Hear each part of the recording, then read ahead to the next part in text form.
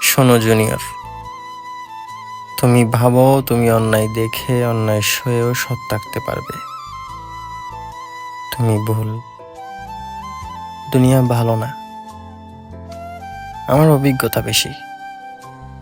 একটা যুক্তিহীন সত্যি শুনো, সৎ পথ মানুষকে অসৎ বানায়।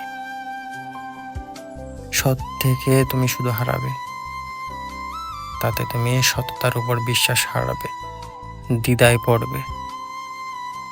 তারপর তুমি সৎ অসতের পার্থক্য ভুলে যাবে।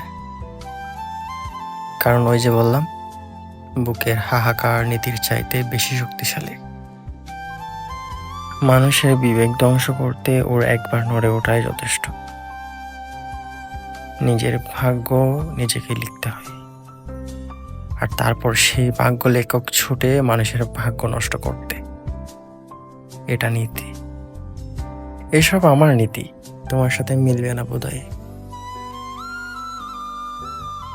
আমাদের বড় করে এক বিপ্লবী আছে, তোমার তার সাথে দেখা হবে না, তার সাথে মেলে নাই।